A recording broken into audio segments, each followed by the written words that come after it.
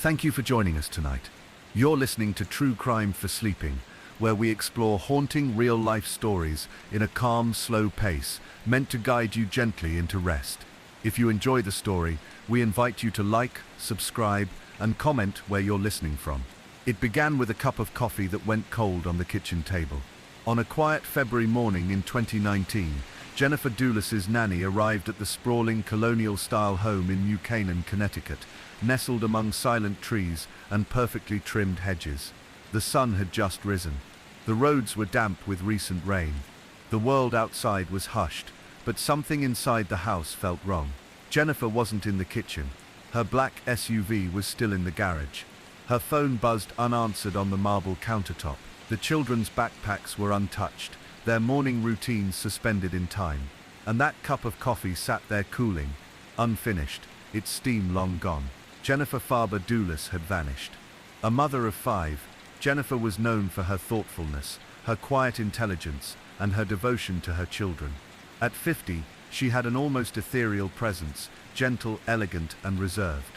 She had grown up in a well-to-do Manhattan family, attended Brown University, and later earned a master's in writing from NYU. She had a way with words. Her blog posts were sparse but lyrical, often reflecting on motherhood, grief, and the fragile beauty of everyday life. To those who knew her, Jennifer's life had appeared picturesque on the surface, but behind the trimmed hedges and ivy-covered walls, things had been unraveling for some time. In 2017, Jennifer filed for divorce from her husband, Fotis Doulis. It was not an amicable separation. The custody battle that followed was brutal, marked by fear, anger, and restraining orders. Jennifer claimed in court documents that she was afraid for her safety, that her husband had grown increasingly controlling, volatile, and threatening. She alleged he had bought a gun, that he had threatened to kidnap their children, that he had tried to run her off the road. She moved out of their shared home in Farmington and relocated to New Canaan, where she could be closer to friends and feel safer. She rented a modest but lovely house and kept a low profile. Her days revolved around her children. She rarely went out, except to shuttle them to school and back, to write, to breathe. By May 24, 2019, the divorce proceedings had dragged on for over 2 years. That morning, Jennifer dropped her kids off at school like she always did. She was seen wearing athletic clothes, her dark hair tied back, as she kissed them goodbye. Then she drove home, where she had a few hours alone before her first appointment. She never showed up. By noon, calls were going straight to voicemail. By afternoon, the nanny was concerned, and by nightfall, Jennifer was officially reported missing. Inside the New Canaan home, police found troubling signs. A bloodstain near the garage, wipes discarded in a trash can, evidence of an attempt to clean something up. They found Jennifer's purse but not her phone. And then there was the vehicle. Her SUV had vanished. It was later found abandoned in a park, miles away, eerily parked and wiped down. The investigation that followed would stretch across months and state lines, unearthing digital trails, surveillance footage, and fragments of a life torn apart. But it would never find Jennifer. What it did find was blood, traces of it in the garage, on the floor, on the walls, enough to suggest violence, enough to suggest that Jennifer had not left voluntarily. Within days, suspicion turned to one man, her estranged husband, Fotis Doulis. He was a charismatic, sharply dressed developer who ran a custom home building company catering to the Connecticut elite. He'd once seemed like a catch, Greek-born, Ivy League educated, driven. But beneath the polished exterior, there was a mounting history of deceit and control. After Jennifer left him, Fotis had started seeing a woman named Michelle Troconis. Their relationship had grown serious, and Michelle had moved into the Farmington house with him not long after. In interviews with police, Michelle would appear nervous, evasive, and contradictory, but she wouldn't be the only one under scrutiny. Surveillance footage began to fill in some of the blank spaces of that morning. Cameras caught a black SUV, Jennifer's traveling into New Canaan, then out again. Later that night, more footage showed a man who looked like Fotis and a woman resembling Michelle driving around Hartford in a pickup truck, stopping at various trash bins. At each stop, they threw out small garbage bags. Investigators recovered some of those bags before the garbage trucks came. Inside, they found items stained with Jennifer's blood. a kitchen sponge, zip ties, clothing, gloves, a stained shirt that matched one Jennifer had worn. The contents of those bags painted a quiet, horrifying picture. Someone had tried to clean up a crime, piece by piece, mile by mile. Fotis and Michelle were arrested in early June, not for murder, but for tampering with evidence and hindering prosecution. Both posted bail, both denied wrongdoing, and Jennifer was still missing. The state of Connecticut hadn't charged Fotis with murder, not yet, but police continued building their case. Jennifer's family, friends and community held vigils. They lit candles, they wept, they waited, and as summer turned to autumn, and autumn to winter, the silence grew more painful. Jennifer's mother, Gloria Faber, a quiet woman with a steely sense of purpose, took over custody of the 5 children. She moved them back to New York, away from the shadow of their father. She didn't speak often to the press, but in her rare appearances in court, she was firm. Jennifer would never have left her children. By early 2020, the mounting evidence prompted the state to act. On January 7th, Fotis Dulis was charged with murder, felony murder, and kidnapping. Michelle Troconis and Fotis's civil attorney, Kent Moroney, were charged with conspiracy to commit murder. The state's theory was chilling. Fotis had lain in wait for Jennifer that morning in her garage. He had attacked her, cleaned up the scene, and then, with Michelle's help, disposed of the evidence. He had driven her SUV to the park and returned home in his own vehicle. The plan, they believed, had been in the works for some time, but before he could stand trial, Fotis Dulis made a final decision. On January 28, 2020, while out on bail and under house arrest, Fotis failed to appear at a court hearing. Police found him inside his Farmington home, unconscious from carbon monoxide poisoning, a failed suicide attempt. He died 2 days later, without regaining consciousness. In a note left behind, he claimed he had acted alone, and that Michelle and Kent were innocent, but he never said where Jennifer was. To this day, her body has never been found. What remains are fragments, testimonies, digital breadcrumbs, blood evidence, unanswered questions, and 5 children, growing up without their mother, their lives permanently changed by a morning that began, like so many others, with a kiss goodbye and a cup of coffee gone cold. The days after Fotis Dulis's suicide were eerily quiet. For months, investigators had built a case brick by brick, pulling surveillance videos, cell phone pings, and DNA evidence into a slowly tightening net. There had been a plan, a trial, a hope that one day, Jennifer's family might sit in a courtroom and hear the full truth spoken out loud. But now, the man at the center of it all was gone. What remained were shadows. Fotis's suicide on January 30th, 2020, left behind more questions than it answered. In his final letter, handwritten and left in a sealed envelope, he maintained his innocence. He claimed he alone was responsible for whatever had happened, but insisted too that he had not murdered Jennifer. It was a cryptic denial, one that seemed carefully chosen. I refused to spend even an hour more in jail for something I had nothing to do with, he wrote. I want it to be known that Michelle Troconis had nothing to do with Jennifer's disappearance, and neither did Kent Moroney. But there was no explanation, no address, no forest clearing, no lake, no map. Jennifer was still missing. With Fotis gone, attention turned fully to the 2 people who remained, Michelle Troconis and Kent Moroney. Michelle had lived with Fotis in the months after Jennifer left him. To some, she was a girlfriend pulled into something bigger than she understood. To others, she was a co-conspirator, someone who knew far more than she had ever admitted. In interviews with police, Michelle had changed her story multiple times. She said she couldn't remember where she was that day.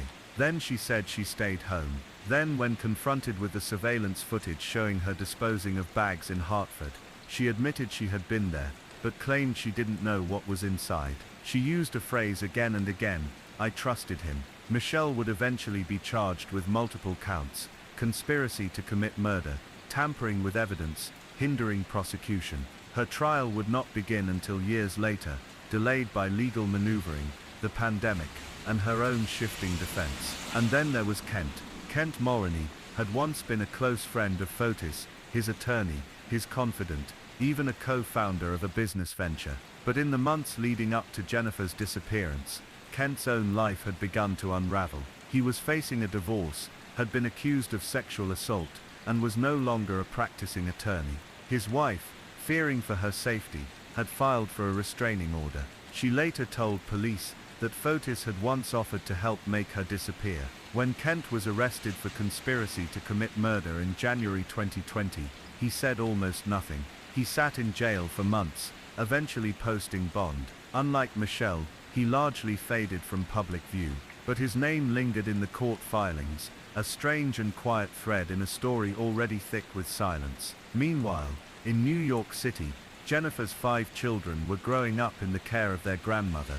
They did not speak to the press. Their faces were never shown. The court sealed nearly every detail of the custody arrangement to protect them from the scrutiny and pain that had hovered over their lives since the day their mother disappeared. But small details slipped out, through friends, community members, people close to the family. The children were healing slowly. They were in therapy. They were attending school. They were being raised in love, held close by the family Jennifer had trusted with everything. Her mother, Gloria, was in her 80s, but unrelenting. Her presence in the courtroom had always been calm and quiet, but unmistakable. There was no rage, no spectacle, just steady grief. One of Jennifer's friends said, she was the kind of mother who never let her children go to sleep feeling scared. You could feel it in her home, even before the divorce. She kept them safe. It's what she wanted more than anything. The children rarely spoke of their father. Back in Connecticut, police continued to search, quietly, persistently. Teams scoured wooded areas, near properties, linked to Fotis. Cadaver dogs were used. Ponds were drained. Even in the cold months after his suicide, there were whispers of new leads, but no remains were ever found, and because there was no body, Jennifer could not legally be declared dead, at least not yet. This technicality made everything more painful. It meant probate proceedings were delayed. It meant the children lived in a legal limbo, with no death certificate. It meant there could be no headstone. The community of New Canaan, where Jennifer had last lived, remained haunted by her absence. She had not lived there long, just over 2 years, but she had left an impression. Parents at her children's school described her as gracious, quiet, fiercely devoted. She was the kind of person who remembered birthdays, who stayed after PTA meetings to help fold chairs, who donated anonymously. In the months after her disappearance, neighbors planted trees in her honor. A local bench was dedicated to her memory. At a vigil held on the anniversary of her disappearance, people lit candles and said nothing. The silence was its own kind of prayer. One of the more enduring mysteries, even years later, was the extent to which Jennifer may have seen this coming. In her divorce filings, she had laid out a chilling portrait. She described Fotis as manipulative, angry, and entitled. She said he had threatened to harm her, that he believed he was untouchable, that he would use charm and control to wear people down. She described him as the kind of man who believed he could win, no matter what.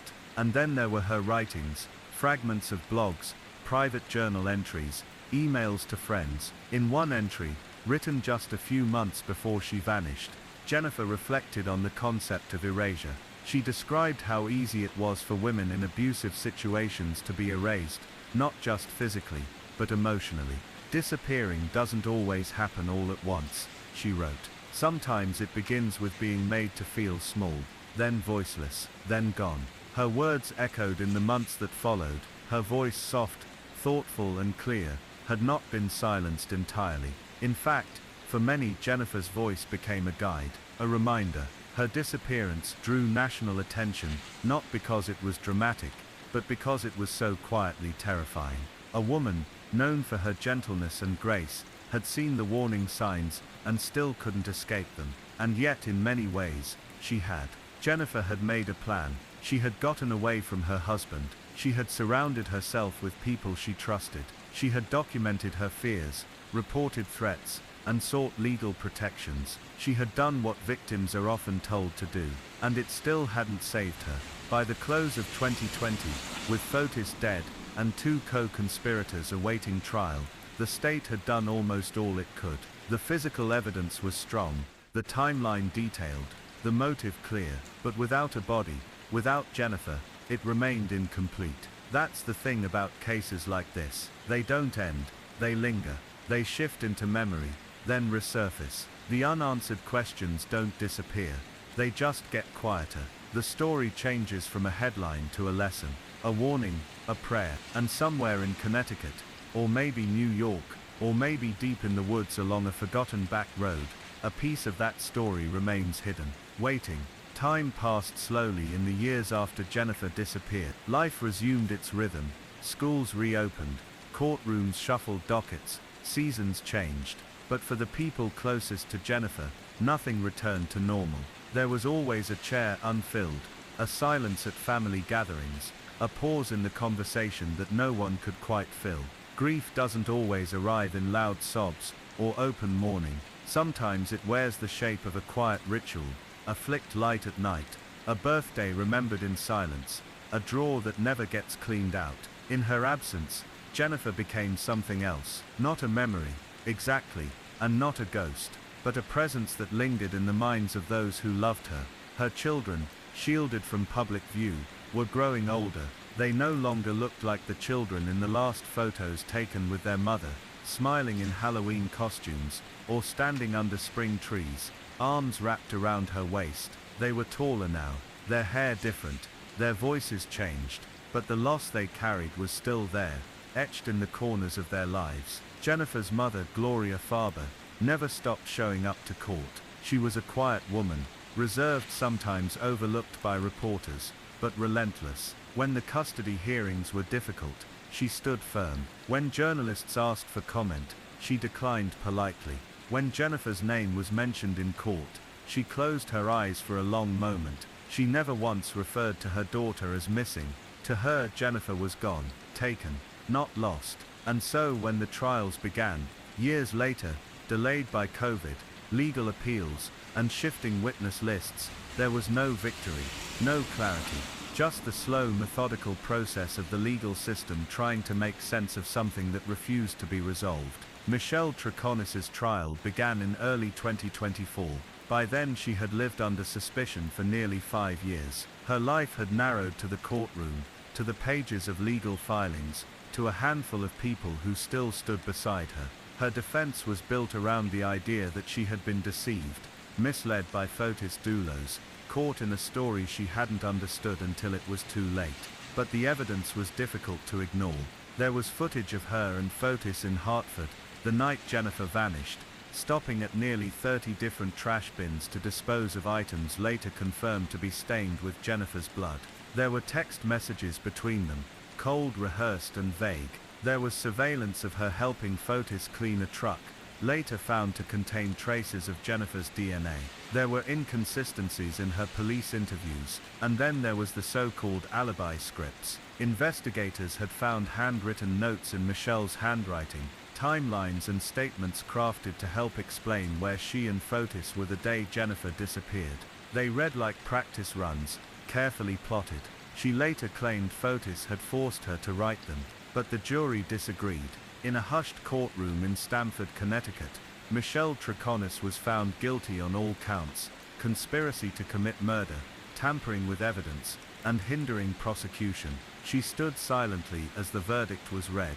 She wore a plain suit, her hands folded in front of her. She did not cry. Later, in her own words, she would say that she regretted trusting the wrong person, that she had been manipulated, that she never intended harm. But the court did not see her as a passive victim. She was sentenced to 20 years. There was no applause, no cheers, only the low murmur of reporters typing, and the quiet breathing of Jennifer's family in the front row. The verdict gave closure to some, but not to all. Kent Marwini's case remained unresolved. He was still awaiting trial, his involvement less public, but still deeply unsettling. Prosecutors believed he had played a quieter role, helping to plan the crime perhaps, or simply remaining silent when he could have stopped it. In court documents, a strange detail emerged. Sometime before Jennifer's disappearance, police found that Kent had been involved with a private gun range hidden deep in the woods, on land owned by a friend of Fotis. At one point, a makeshift grave had been discovered on the property, dug out, then hastily filled again. No body was found, but the timing and location raised questions. Had it been a test, a threat, A plan that was changed at the last moment. No one could say. The mystery of Jennifer's final resting place remains one of the most haunting aspects of the case. Despite years of searches, tips and technology, no remains have ever been recovered. Authorities believe her body was likely taken somewhere remote in the hours after her death, perhaps on a back road in Farmington, where Fotis lived, or in the wooded areas surrounding his properties. Some suspect she may have been buried beneath a foundation. Others think her remains were destroyed. But without confirmation, every theory feels incomplete.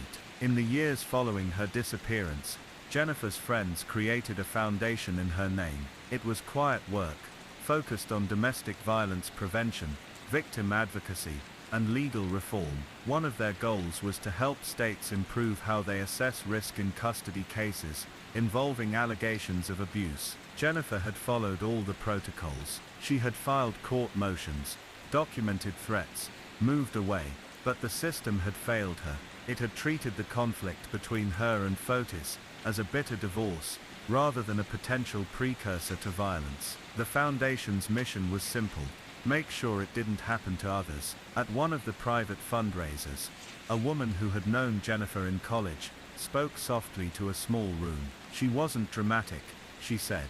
She wasn't someone who raised her voice or made a scene. She was composed, loving. She was trying to protect her kids, and she trusted the system to help her do that. She didn't want revenge. She wanted peace, and that is perhaps the most heartbreaking aspect of the story.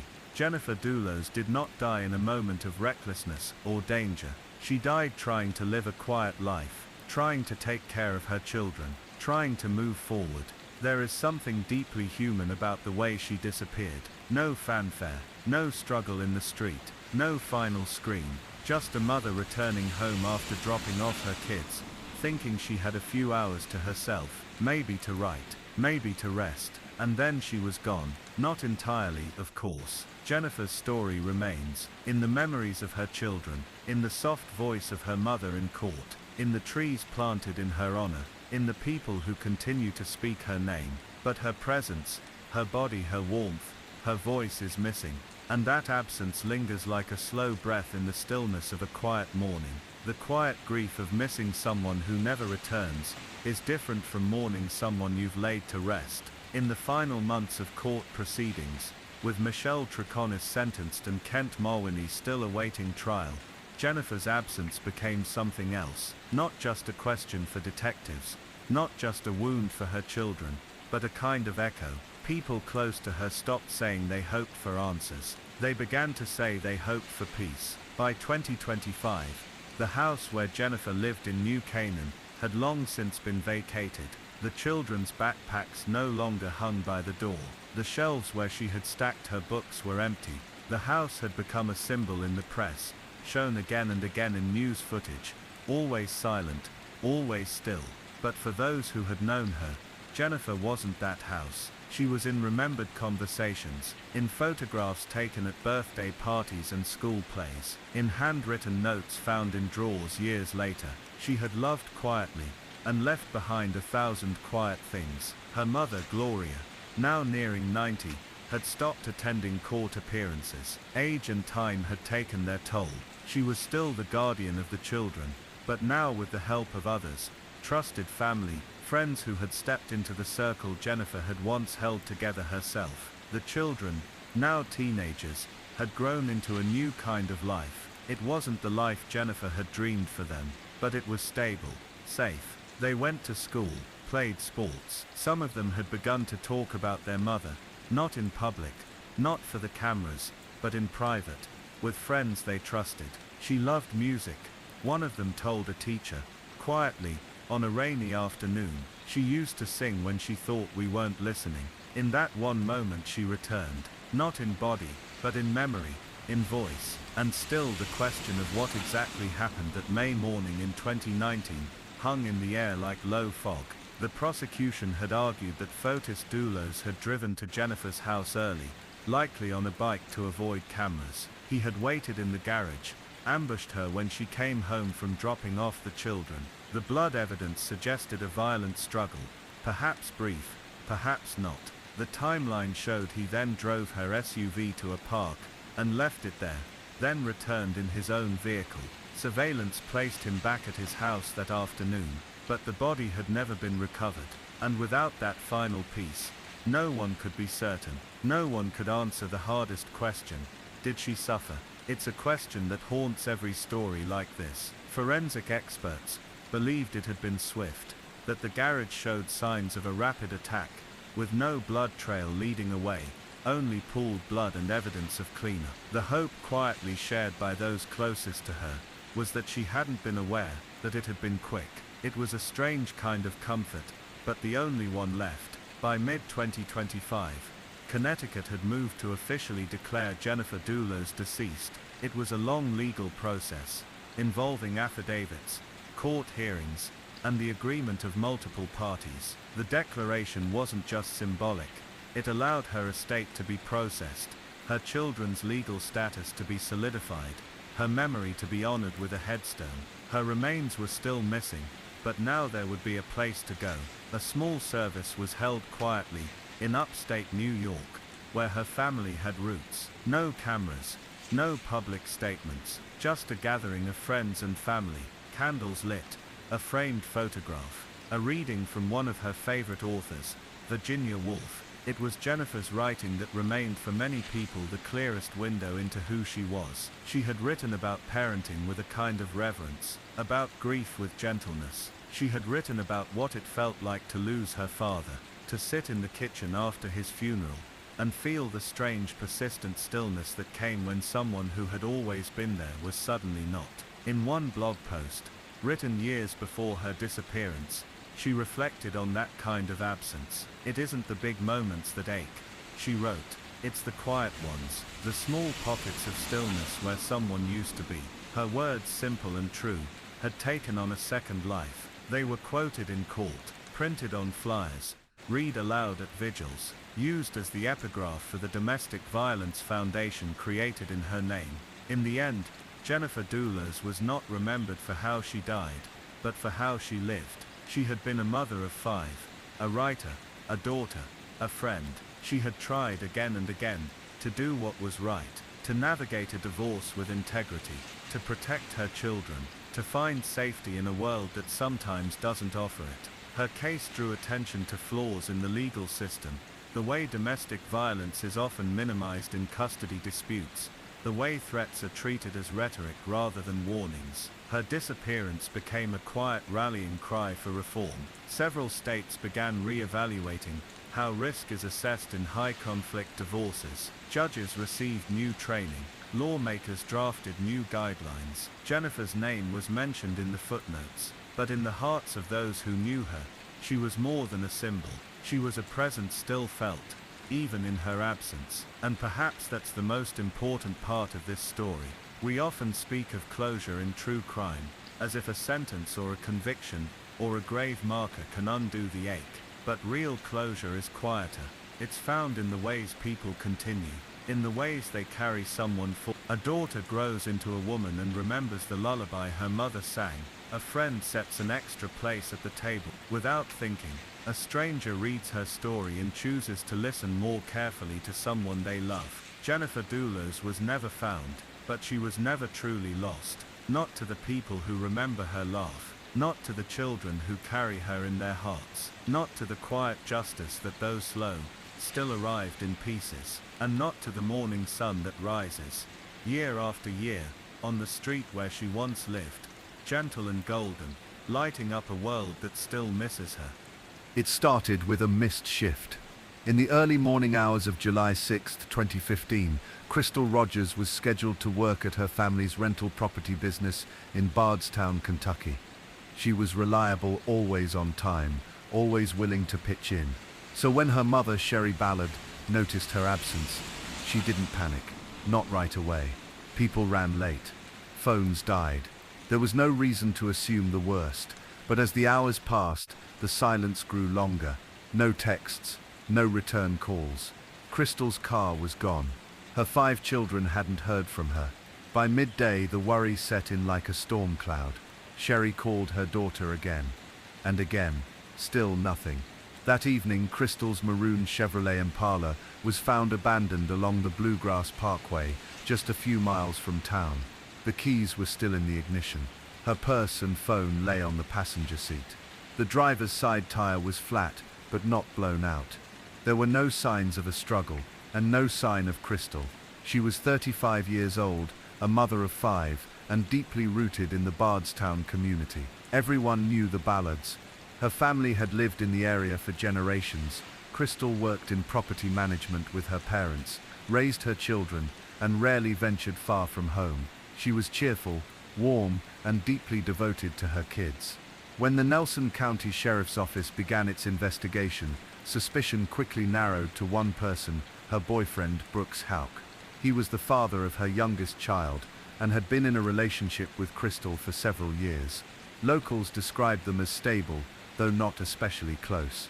They lived together on a quiet stretch of farmland just outside of Bardstown, in a house Brooks had built himself. But when interviewed by investigators, Brooks seemed oddly detached. His story was simple. He had last seen Crystal the night of July 3rd. They'd stayed up late at home, he said, playing games on their phones, then went to bed. The next morning she was gone. He hadn't reported her missing. That detail stuck out. Even as Crystal's family panicked and called hospitals and jails, Brooks remained silent. He said he assumed she had gone to her cousin's house, that she'd needed space, that she was probably fine. But Sherry Ballard knew her daughter. She knew Crystal wouldn't vanish, not without her kids, not without telling anyone. Within days, Brooks was named the main suspect. He was never arrested, not then, not for years, but investigators focused on him from the start. Polygraph tests were requested. He refused. When asked to hand over his phone, he hesitated. And when Crystal's brother, a police officer himself, confronted Brooks during a tense moment at the sheriff's department, Brooks was calm. Too calm. "You're wasting your time," he said.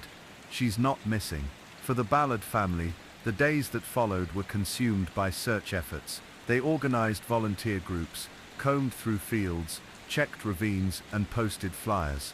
Hundreds of people joined in. The woods around Bardstown were filled with quiet footsteps and whispered prayers. But they found nothing. It wasn't the first time Bardstown had been touched by tragedy. 2 years earlier, a police officer named Jason Ellis had been ambushed and killed while clearing debris from a rural highway exit ramp. The case remained unsolved. A year later, a mother and daughter were found shot in their home, both murdered in what appeared to be a targeted attack. That case, too, went cold. People began to wonder if something darker lived beneath the surface of the small, tightly wound town. The Ballards, however, didn't care about patterns or whispers. They just wanted Crystal back. As weeks passed, Brooks became more elusive. He stopped cooperating with investigators. His attorney advised silence. Then, in a startling twist, Brooks's brother Nick, a Bardstown police officer at the time, was drawn into the investigation. Nick Houck had called Brooks during a police interview, warning him not to speak further with law enforcement. The call was recorded. Investigators believed it was an attempt to obstruct the investigation. Nick himself was later interviewed and failed a polygraph. He was visibly agitated during the session, pacing, sweating. When asked if he knew where Crystal Rogers was, his answer was barely audible. He was fired from the police department soon after. The Ballards watched all of it unfold. With each passing month, their hope thinned, but it never fully disappeared. Sherry, in particular, refused to accept silence. She organized annual vigils. She launched search teams. She pleaded with the public, and slowly, quietly, people began to talk. Rumors drifted through town like wood smoke. That Crystal had found something she shouldn't have. That she'd been thinking of leaving Brooks. That things weren't as quiet in that farmhouse as they had seemed. People remembered her coming into work with tears in her eyes. They recalled vague comments she had made, about being stuck, about not knowing who to trust. None of it was proof, but it was enough to keep the investigation alive. In 2016, a year after Crystal's disappearance, tragedy struck the Ballards again. Crystal's father, Tommy, was shot and killed while out hunting on his own property. The case was ruled suspicious, but remained officially unsolved. Some believed it was an accident, others, including his family, believed it was something darker, a warning, a silencing. With 2 members of the family gone, Crystal's children were raised by Sherry and extended relatives. Their lives had been permanently marked by a series of events that felt too coordinated, too devastating to be random. But justice, if it was coming, would not come quickly. For years, there was no arrest, no confession, just absence. A woman gone, a family mourning, and a town full of people who no longer trusted the quiet. What no one knew was that investigators had not given up. Behind the scenes, federal agents, state police and local detectives had formed a task force. Files were reopened, phones tapped, old witnesses re-interviewed, forensics reanalyzed. It would take 8 years before anything cracked. And when it did, it came not with a dramatic arrest or a found body, but with a whispered name and the careful unspooling of a conspiracy long buried under layers of silence. For 8 years, the case moved like a river beneath ice, silent, slow, invisible to the outside world. There were no press conferences, no courtroom drama, just a town that had learned to live alongside unanswered questions. Crystal Rogers had disappeared. Her father had been killed. The Houck brothers, Brooks and Nick, had drifted further from the public eye. And yet, for the people who knew Crystal, nothing about that silence felt like peace. Her mother, Sherry, never stopped searching. Some nights she couldn't sleep, and would drive the back roads of Bardstown alone, headlights sweeping through fields and tree lines, scanning for the smallest thing, a torn piece of fabric, a disturbed patch of earth, a sign. She was not a woman consumed by rage. Her grief had a different shape. It was precise, methodical, endlessly patient. She had already lost too much. In the years after Crystal vanished, the local community had changed. Some people pulled away from the ballads, uncomfortable with the proximity to tragedy. Others whispered about the Houck family, once respected, now viewed with a mixture of suspicion and dread. Brooks remained in Bardstown, largely keeping to himself. He raised his and Crystal's son, bought and sold property, and rarely spoke to the media. There was no grave for Crystal, no ceremony, only vigils, candlelit and quiet, held year after year. Then in October 2023, everything shifted. The FBI announced that Brooks Houck had been indicted for the murder of Crystal Rogers. After more than 8 years of investigation, the grand jury had returned an indictment charging Brooks with murder and tampering with physical evidence. His arrest was quiet, controlled, but the shockwave it sent through Bardstown was anything but. People gathered in small groups outside convenience stores, churches, restaurants, places where gossip moves faster than fact. Some were stunned, others had long believed it was only a matter of time. Sherry Ballard received the news with the kind of composure that only long grief can produce. She didn't smile, she didn't cry. She simply said she was grateful, and that it wasn't over yet. The indictment was only the beginning. According to the unsealed court documents, federal investigators had pieced together a damning timeline. Crystal had been preparing to leave Brooks. Their relationship had become strained, volatile. She had confided in friends and family that she no longer felt safe, that Brooks was possessive, that she didn't trust him. On the night of July 3, 2015, the last night she was seen alive, Crystal was at home with Brooks. The following morning, she was gone. Her car was later found abandoned, with her purse, keys and phone inside. Investigators now believed that Brooks had staged the car's placement, likely with help. The flat tire was deliberate. The location, chosen carefully. It was close enough to town to draw attention, but far enough from any surveillance cameras. It was a lie designed to mimic disappearance. And it had worked for a while. The charges against Brooks had been carefully constructed. The FBI, alongside state investigators, had conducted multiple searches of properties connected to him over the years, including rental homes, farmland, and the family's construction business. In 2021, they excavated a concrete driveway. In 2022, they drained a small lake. And all the while, they had been listening, gathering witness statements, phone records, digital traces that slowly built into a structure the public never saw until it was ready to stand. What stunned many was the suggestion that Brooks had not acted alone. Court documents hinted at others, people who had helped with the cover-up, who had remained silent for nearly a decade. The conspiracy, investigators alleged, was quiet but persistent, and it extended beyond just one man. Which is why, just weeks after Brooks was arrested, a second name emerged: Joseph Lawson. He was a relatively unknown figure to the public, someone who worked locally in construction and had occasional ties to Brooks. In November 2023, he was indicted for conspiracy to commit murder and tampering with evidence. The charges were serious, but the language was careful. Conspiracy suggested planning, suggested intention, suggested that Crystal's death had not been spontaneous or reckless, but designed. Details remained sealed, but rumors filled in the gaps. Some said Lawson had confessed, or had given investigators key information in exchange for leniency. Others believed he had helped dispose of the body, or moved Crystal's car. But officially, no one was saying much. The case had become federal, and the prosecution was taking no chances with leaks. The Ballard family, meanwhile, held their breath. Sherry had always suspected more than one person had been involved. Her instincts were sharp, sharpened by years of listening to silence. She believed there were still things being hidden, still pieces of the story that had yet to surface. Her biggest fear remained the same, that Crystal's body would never be found, because without it, there could never be certainty. Not about how Crystal died, not about what she endured, not about who stood with her in those final moments, or who walked away. Still, there was now something tangible. A courtroom, a schedule, a name on a docket. Brooks Houck, once a successful contractor and quiet local figure, now stood accused of murder. He appeared in court in a dark suit, restrained and cautious.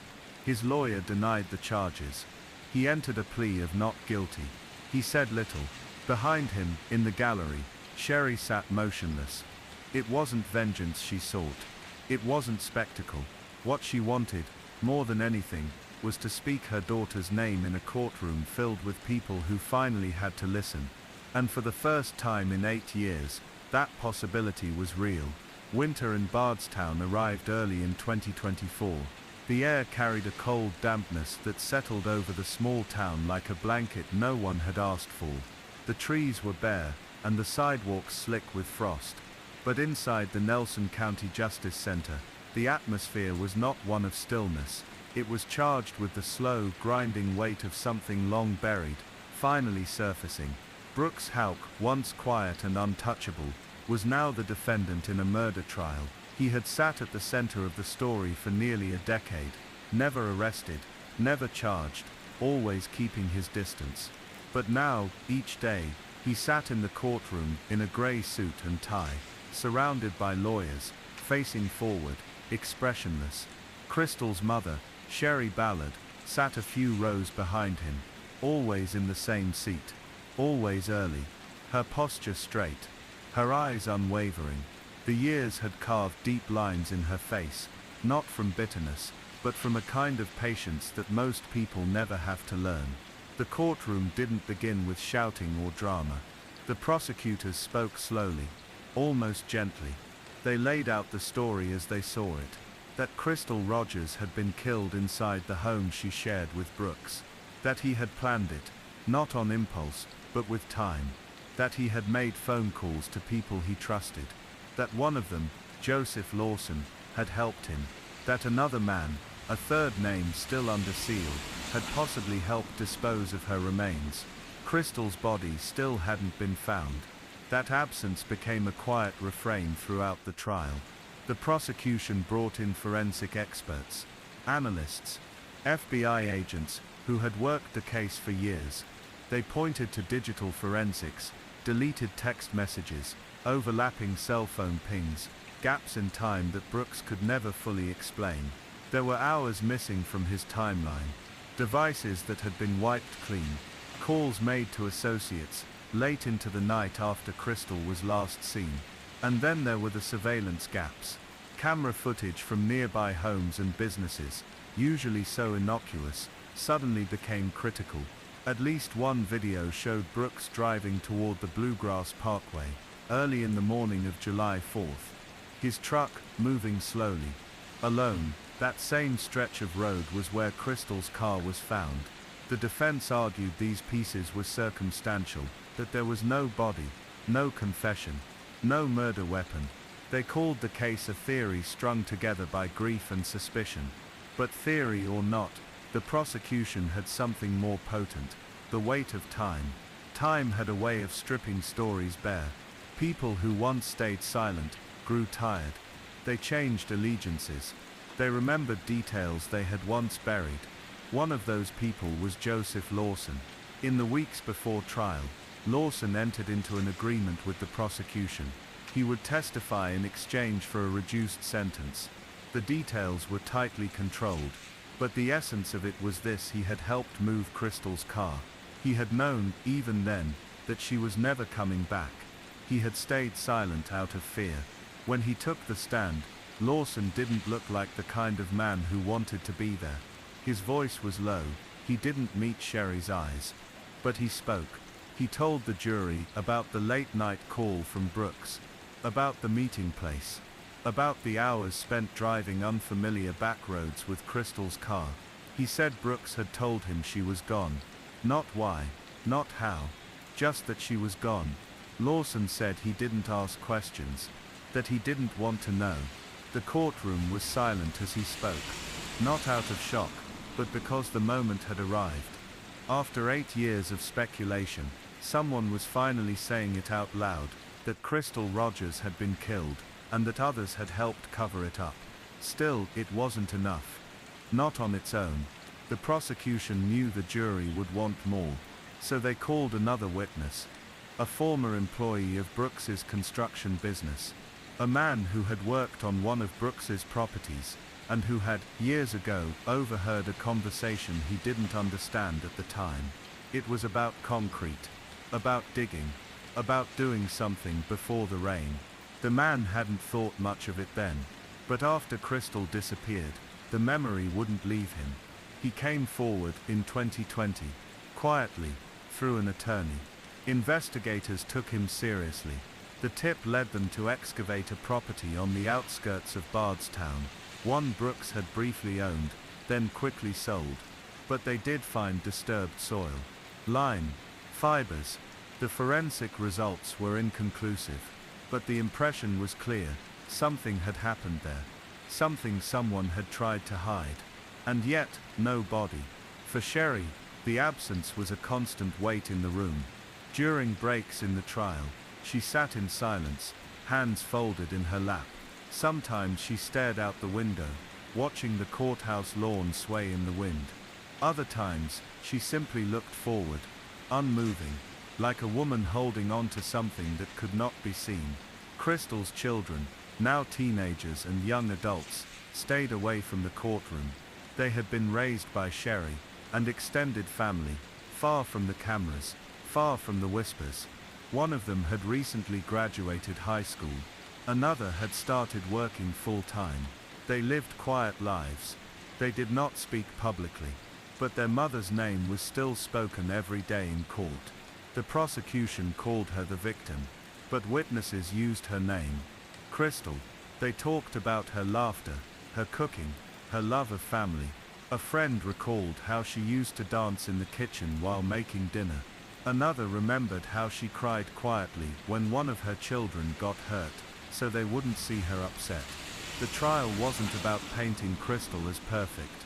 It was about showing she was real, that she had been here, that she had been loved, and that her absence had torn a hole in everything. As the trial moved toward closing arguments, the weight of it settled on the room like dust. It was not a story of explosive violence or sudden madness. It was something quieter, slower, a betrayal shaped by control, by fear, by silence. Crystal had likely seen it coming. That was the hardest part to bear.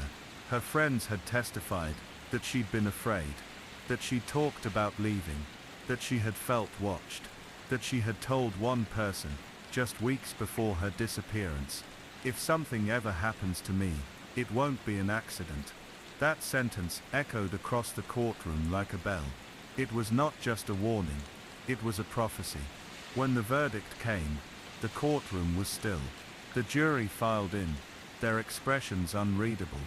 The foreperson handed the paper to the bailiff, who passed it to the judge. Brooks Houck, seated at the defense table, didn't move. Sherry Ballard, in the same seat she had occupied for weeks, pressed her hands together and closed her eyes. The judge read aloud, "Guilty of murder. Guilty of tampering with physical evidence." The sentence would come later, but the word guilty hung in the room like a bell that had finally been rung after 8 long years. Brooks didn't speak. His attorneys quietly asked for the jury to be polled. Each juror confirmed the verdict. The process took less than a minute, but for the Ballards, it had been a lifetime in the making. Outside, reporters gathered by the courthouse steps. Lights flicked on. Microphones reached for reactions, but Sherry didn't speak right away. She walked to her car first, alone, before returning briefly to offer only this: "My daughter mattered. She mattered, and we're not done, because justice, when it comes late, never arrives whole." Crystal Rogers was still missing. Her body had not been found. Her children had grown up without her. Her father, Tommy, killed while searching for her, had never seen this day, and many believed the story was not yet complete. There was still the matter of who else had helped. Joseph Lawson had testified under a deal. His charges were still pending, and prosecutors hinted that more indictments might follow. There were people, silent figures on the edges of the case, who had refused to speak for years. But now that the trial had ended, and the truth had a name, silence no longer felt like safety. In Bardstown, the verdict stirred complicated feelings. Some felt relief, others, unease. A few remembered Brooks Houck as a high school classmate, a contractor who built homes, a man who had once seemed ordinary. But that image had long since cracked. Whatever charm he once had was gone. What remained was the portrait revealed at trial. A man who had controlled and deceived, and who had, through careful calculation, erased the mother of his child. What prosecutors made clear was that the killing had not been spontaneous. They described a slow orchestration, Crystal preparing to leave, Brooks fearing the loss of control, financial tensions, custody fears, pride, and beneath it all, a desire to remove the obstacle without creating public mess. But Crystal did not go quietly. Her absence was loud. Her family was louder. The Ballards never stopped searching. And that, perhaps more than anything, is why this case did not remain another cold file in a drawer. In the weeks after the verdict, something remarkable happened. Tips began coming in again. New locations, new fragments. People who had once stayed quiet now felt free to speak. The trial had changed something in the town, a kind of release. One tip was taken especially seriously. It pointed to an abandoned property outside Nelson County, once connected through a chain of sales to one of Brooks's former associates. Search teams were dispatched, cadaver dogs brought in. The FBI returned to the town, quietly, with ground-penetrating radar. As of now, no remains have been recovered, but the search continues. And for Sherry Ballard, that's all that matters. Because even with a conviction, even with the world finally calling it what it was, murder, there is still a daughter out there. Still a mother who needs to be brought home. Some nights, Sherry returns to the road where Crystal's car was found all those years ago. She parks quietly, just off the shoulder, and listens. The place hasn't changed much. The same stretch of grass, the same soft hum of crickets and wind, but she's changed. She's no longer just a grieving mother. She is a witness, a force, and in that silence, she often thinks not about the case, or the verdict, but about Crystal herself. She remembers how her daughter used to call every day, even when there was nothing to say. How she folded laundry with music playing too loud. How she stayed up late to finish school projects for her kids when they fell asleep. How she never let the bad days show on her face. These are the things that never made the headlines, but they are the truth. Crystal Rogers was not a mystery. Not to her family. Not to her children. She was a woman who loved fiercely, who fought quietly, and who deserved a life not stolen in the dark. The courtroom is closed now. The jury has gone home. The news cameras have moved on. But the story remains, not because of the violence, not because of the verdict, because of a mother who never stopped believing her daughter mattered. And because somewhere, maybe in the quiet woods beyond the edge of town, or beneath a foundation poured too quickly, there is still a piece of crystal waiting to come home. Until she does, the lights stay on. The summer of 2001 in New York City was restless and humid, the air thick with late heat and movement. It was a season when the streets pulsed with energy and tension in equal measure. There was a kind of collective exhaustion in the city, but also anticipation, though of what no one yet knew. Sneha Ann Phillip was last seen on September 10th, 2001. She was 31 years old, a second-year internal medicine resident at St. Vincent's Hospital in Manhattan. Born in India and raised in upstate New York, Sneha had always seemed to hold a kind of steady brightness. She was intelligent and intuitive, known for her sharp wit and warm, sometimes quiet presence. She'd graduated from the Chicago School of Medicine and had met her husband Ron Lieberman during their years in medical school. They married in May 2000. They shared an apartment in Battery Park City, just a few blocks from the World Trade Center. The days before her disappearance had been tense. Sneha had been suspended from her hospital rotation due to what was described as issues with tardiness and professionalism. But according to her family, Sneha was facing something more personal, a deepening depression, struggles with alcohol, and an emerging rift in her marriage. There were suggestions of an incident involving another doctor, but no charges were filed. The details remain murky.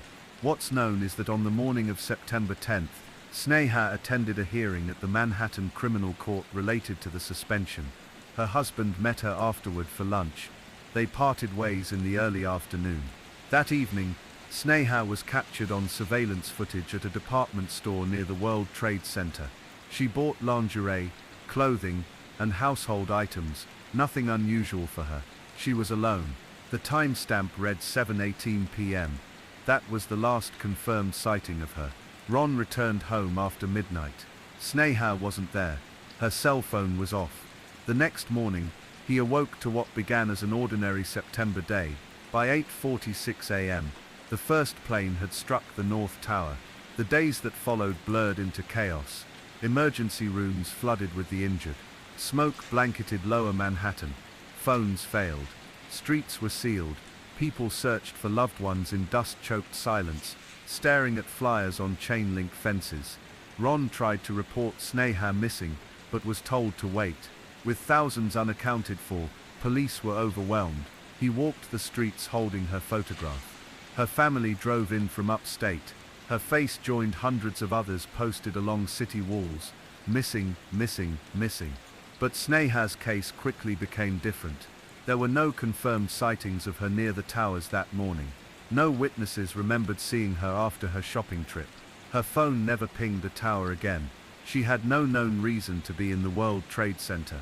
And yet Ron believed she had run toward the chaos to help as a doctor. It was a hopeful, heroic idea, but no evidence supported it. As weeks passed, most of the missing were either found or confirmed dead, but Sneha simply vanished. Her bank accounts sat untouched, her credit cards dormant. She was never seen at any hospital or shelter. Her body was never recovered from ground zero. The city changed around her absence. For some, Sneha became a symbol of the lost helpers, those who ran toward danger and were swallowed by it. For others, her case became a puzzle of contradictions, a woman in crisis, a fractured marriage, a timeline interrupted by catastrophe. The truth lay buried somewhere beneath both narratives, and as the country mourned its dead, one family remained in a different kind of limbo, not knowing if their daughter died in one of the towers or vanished before the smoke ever rose. In the months after the towers fell, the line between the missing and the dead became sharper. Names were added to memorials. Dust gave way to photographs. Grief moved from frantic to quiet. But Sneha's case lingered in a strange middle ground, neither confirmed among the victims of 9/11s, nor counted among the living. Ron Lieberman, her husband, continued to search. He gave interviews, posted flyers, pleaded with police. His belief never wavered. Sneha had been near the towers on the morning of the attacks. She had gone to help. He said, she must have died doing what she was trained to do. But law enforcement saw things differently. They questioned the timeline. The department store footage had shown her at 7:18 p.m. on September 10th, but there were no further sightings. Her keycard hadn't been used at the apartment building. Her phone never turned back on. And curiously, no one could say for certain where she had planned to go after her shopping. Investigators quietly began examining other possibilities. They noted Sneha's recent suspension from the hospital, her reported drinking habits, and the allegations of inappropriate behavior toward a co-worker. Ron had dismissed the concerns as baseless, a misunderstanding, a hospital politics issue, but police weren't so sure. The theory they began to explore was more mundane and more painful, that Sneha had left the apartment voluntarily that night, that she had gone to stay with someone else, perhaps a friend, perhaps a stranger, and that whatever happened to her had nothing to do with 9/11s at all. Her family rejected the idea outright. To them, Sneha was kind, driven, selfless, a woman who loved her family deeply and would never disappear without reason. Yes, she had been under stress, but she was not unstable. She had fought hard to become a doctor. She would not simply abandon her life. Her brother John spoke to the media with quiet urgency. He reminded the public that Sneha had a strong moral center, that she was brave, that if she'd seen the towers fall, she wouldn't have run away, she would have rushed toward them. But in a city fractured by loss, investigators struggled to know where to draw the line between tragedy and coincidence. More than 2,700 people had died that morning. It was chaos. Phone lines down, records lost. For months no clear leads emerged. Then a break. A woman came forward, claiming she had seen Sneha on the night of September 10th. She described meeting her at a downtown bar, where they had drinks and talked into the late hours. The woman said Sneha was upset, emotional, and spoke of difficulties at work. She believed Sneha had stayed with her that night, but her memory was hazy. It had been months, and the trauma of 9/11s distorted everything. Police tried to corroborate the story, but there were no receipts, no video, no time-stamped proof. Still, the testimony raised questions. If Sneha hadn't returned home that night, then she wasn't at her apartment when the towers fell. That changed the timeline. For Ron and Sneha's parents, it was an affront, suggesting that their daughter may have disappeared under her own volition or due to personal instability, rather than heroism. They fought back hard. They hired private investigators. They went public with their side of the story. They argued that police were biased, that they were focusing too much on character flaws and too little on circumstance, and slowly the narrative began to shift again. A year passed, then another. Sneha's name was not included among the official 9/11's victims. Her family appealed the decision, submitting letters, interviews, and any records they could find. They argued that circumstantial evidence, while imperfect, pointed toward one truth: she had been caught in the collapse. It wasn't just about recognition, it was about closure. Being declared a 9/11's victim meant something beyond bureaucracy. It meant acknowledgement. It meant someone believed she mattered, even in absence. But the New York City medical examiner disagreed. The evidence, they said, wasn't enough. Still, the case remained open. Quietly, Ron continued to live in the same apartment. He kept her things the way she'd left them. Some nights, he said, he imagined hearing her walk through the door, tired, laughing, holding her shoes in one hand, apologizing for worrying him. Other nights, he simply sat on the couch and stared out at the skyline, where the towers had once stood. He refused to move on in the way people sometimes urged. because Sneha wasn't just a missing person to him. She was his partner, his witness to a life they had only just begun building, and he still believed that she had done what she was trained to do, respond in crisis. But the truth remained elusive. Too much time had passed. The trail had gone cold, and between the trauma of 9/11 and the personal uncertainties of her final days, no narrative seemed strong enough to hold. Only one thing remained certain. A woman had vanished on the eve of the deadliest day in New York's history, and the city so vast, so busy, so intimately watched, had swallowed her whole. By the third anniversary of the attacks, most families had settled into a quiet mourning. Memorials had risen. Towers of paper had become names etched in stone. There were ceremonies, candles and bells each year. But for the families of the missing, grief had taken on a less public shape. Ron Lieberman, still living in the same Battery Park apartment, continued to press for Sneha's inclusion among the victims. He had made it his mission, not only because he believed she had died in the towers, but because he knew how it would alter the narrative. If Sneha were named officially as a 9/11 victim, she would no longer be a question mark in news stories, a woman with problems and possibilities. She would become part of something larger, a person lost not in mystery, but in sacrifice. But the battle was uphill. The city's medical examiner's office remained cautious. Their standard for inclusion required either direct evidence, such as remains, or overwhelming circumstantial proof that the person had been in the buildings or surrounding area at the time of collapse. For most victims, those standards were met through office records, security footage, eyewitness accounts. For Sneha, there was none of that. Ron, along with Sneha's parents and brother, submitted affidavits and a new legal appeal. They emphasized her proximity to the towers, her profession, her documented compassion. They pointed to the purchases she had made on September 10th, items for the home, and argued that they implied she planned to return to the apartment that evening. She had left no note, no signs of premeditated disappearance, but the appeal was denied. Again, her family, worn down by grief and frustration, began to retreat from the public eye. Ron, too, began to appear less frequently in interviews. Friends described him as hollowed by time, not broken, exactly, but faded at the edges.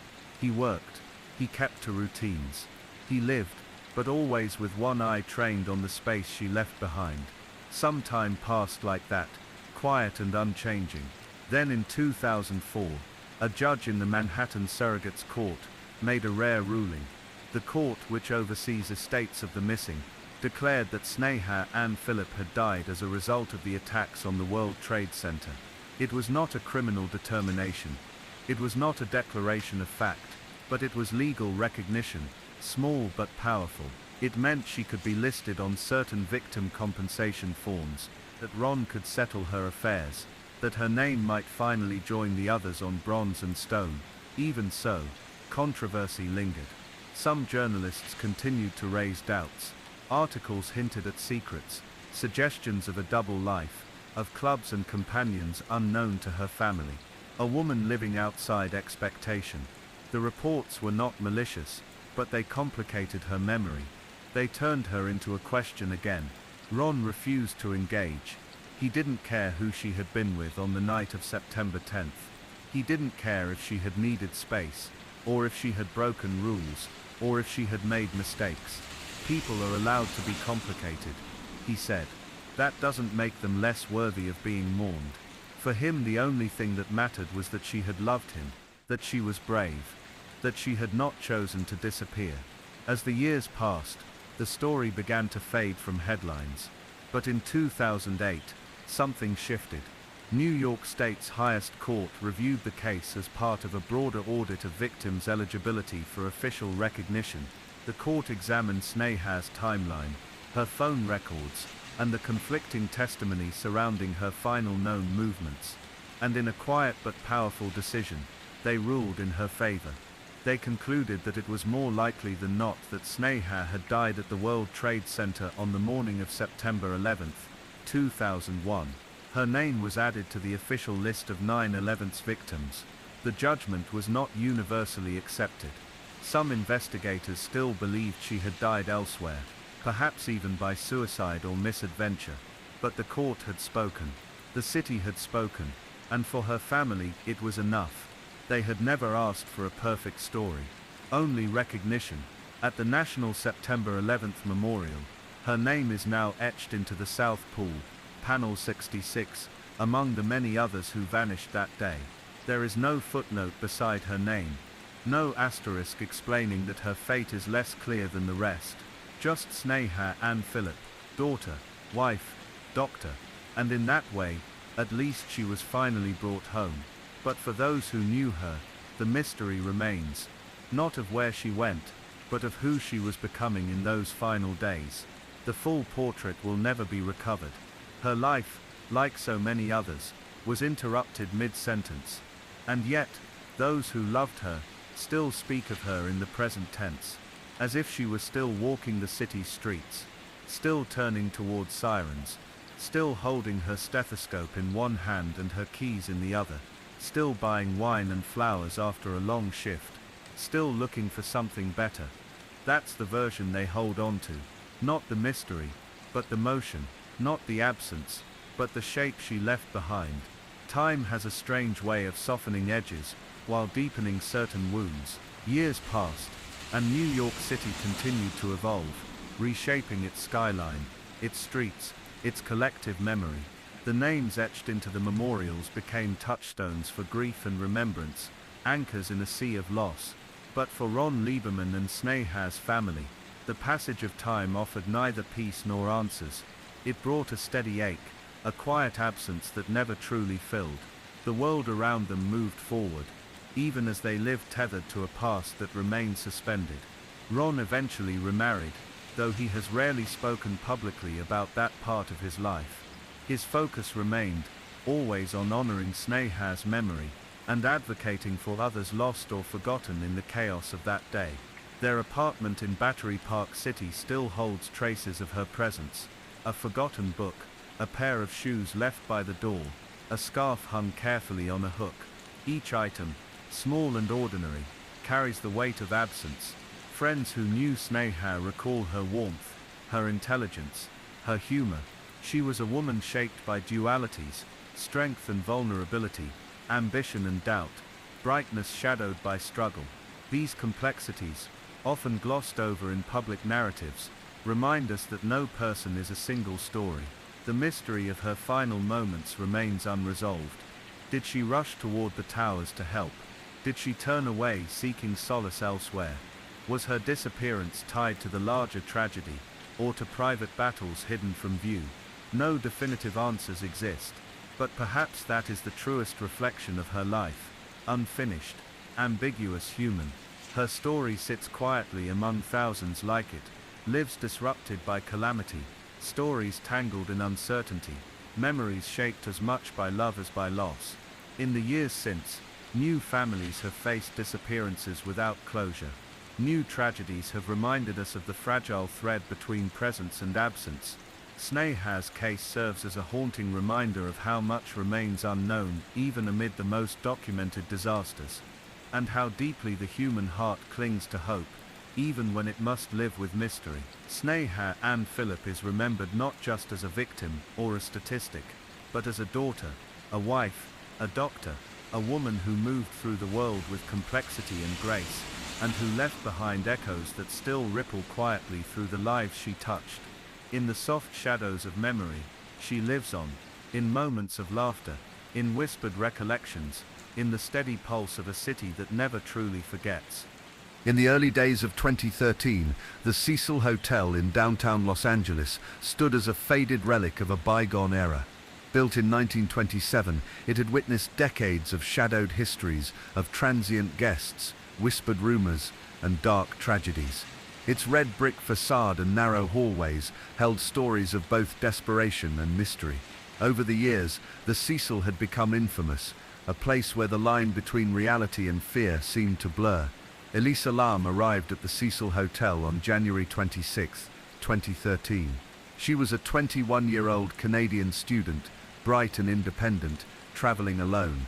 Her plans were modest, a brief stay while exploring Los Angeles.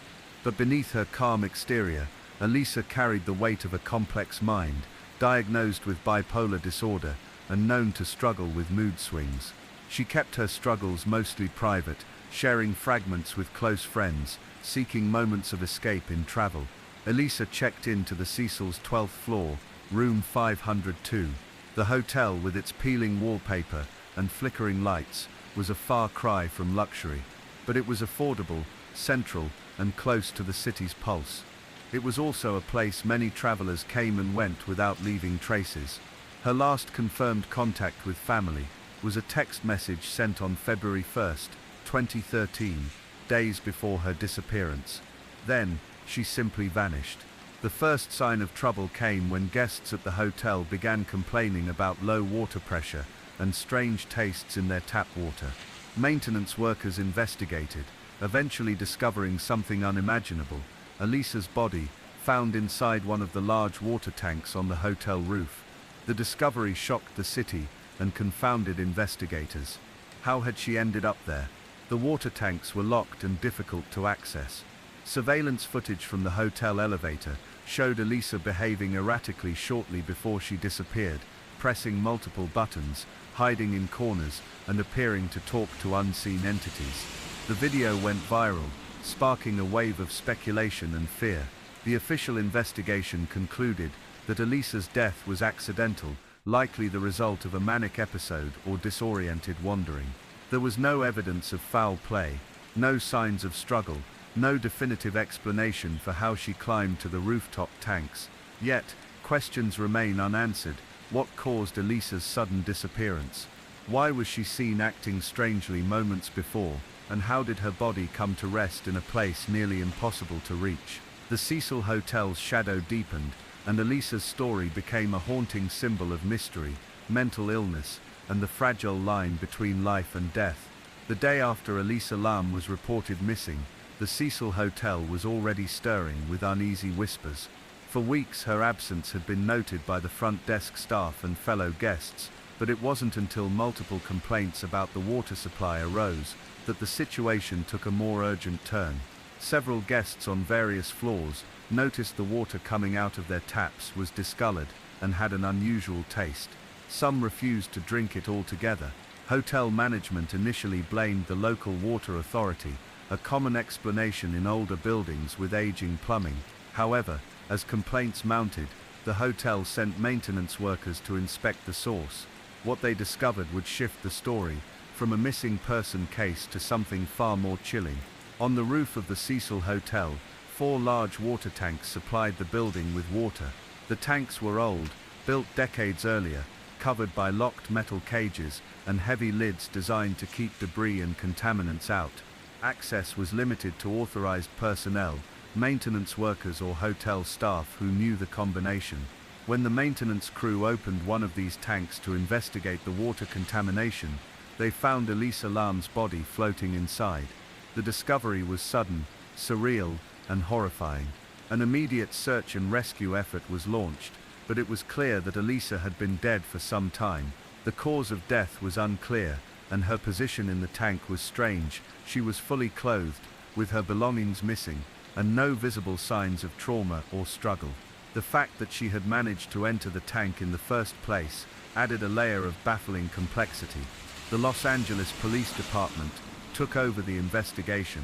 Given Elisa's history of bipolar disorder and the troubling behavior caught on elevator security footage, the initial assumption leaned toward an accidental death, possibly linked to her mental state. However, with so many unanswered questions, the case quickly attracted intense public and media attention. To understand what had led to this tragic outcome, it's important to revisit Elisa's days at the Cecil and the moments leading up to her disappearance. Elisa had checked into the hotel about a week before her body was found. She was traveling alone, backpacking through California, planning to visit friends and explore the city. Her friends described her as an adventurous, curious young woman with a warm smile, though those close to her also knew she was wrestling with inner demons. Her bipolar diagnosis meant she experienced episodes of mania and depression, which at times made her behavior unpredictable. Elisa's last known interactions with family and friends suggested she was planning her next steps, possibly heading to San Diego to visit a friend. But by the end of January, she began to feel increasingly isolated and anxious. The hotel, a grim and chaotic environment, was hardly a sanctuary. The Cecil Hotel itself had a reputation. Over the decades it had been home to numerous transient residents, some struggling with addiction and mental illness, others living on the fringes of society. It had also been the site of several deaths and violent incidents, including suicides and murders. The hotel's dark history had become part of its identity, a place that seemed to absorb sorrow and tragedy. Elisa's behavior in the days before her disappearance raised concerns among hotel staff. She was described as somewhat withdrawn, occasionally nervous, sometimes seen wandering the hallways at odd hours. On the evening of January 31st, an incident was reported. A guest claimed to have heard strange noises and shouting from room 502, Elisa's room. However, no intervention occurred at that time. The most perplexing piece of evidence in the case was the security footage from the hotel's elevator, recorded on the afternoon of February 1st. The video shows Elisa entering the elevator alone, pressing multiple floor buttons, sometimes hiding in the corner, peering outside the elevator doors, as if fearful or paranoid. She presses the closed door button repeatedly, but the doors stay open. Her movements are erratic. At times she raises her arms and makes odd gestures, almost as if talking to someone not visible on camera. The video lasts nearly 3 minutes, and the unsettling quality of Elisa's behavior prompted widespread speculation. Viewers debated what they were seeing. Was she experiencing a psychotic episode? Was someone else in the hotel involved? Was she in danger? The police described her behavior as consistent with a manic episode, possibly exacerbated by medication withdrawal or stress. Friends later said Elisa had stopped taking her bipolar medication before the trip, hoping to experience life more freely. The elevator footage became the focal point of the investigation. Police checked the floors Elisa pressed and the timing of her movements. But no one witnessed her after she left the elevator. Surveillance cameras elsewhere in the hotel either malfunctioned or provided no clear sightings. The question of how Elisa reached the roof and entered the water tank was perplexing. The roof was accessible only through a locked door, which should have been secure. The water tanks themselves had heavy lids, usually bolted down and difficult to lift. No signs of forced entry were found on the roof door or the tanks. The hotel staff insisted that the tanks were routinely locked and secured. Experts suggested that someone with knowledge of the building's layout or security could have unlocked the door and the tank lids. However, no evidence emerged of another person involved. Autopsy reports later revealed that Elisa's cause of death was accidental drowning, with no evidence of foul play or drugs involved. The toxicology report showed traces of prescription medication and no illicit substances. The coroner concluded that Elisa likely entered the tank voluntarily, or wandered onto the roof during a confused state, and fell or climbed into the tank, unable to escape. The official narrative described the death as an accident linked to mental illness and disorientation. Yet many questions linger. How did Elisa get to the roof unnoticed? Why were there no witnesses? How could a young woman with no history of climbing or trespassing manage to open a locked door and lift heavy tank lids? Speculation took on a life of its own. Online forums and social media buzzed with theories ranging from the plausible to the paranormal. Some believed Elisa was fleeing someone or something. Others thought the hotel's dark past somehow enveloped her. The Cecil Hotel itself became a character in the story, a shadowy figure watching over the events, steeped in tragedy and neglect. Beyond the mystery, Elisa's case highlights the challenges of mental illness, stigma, and isolation.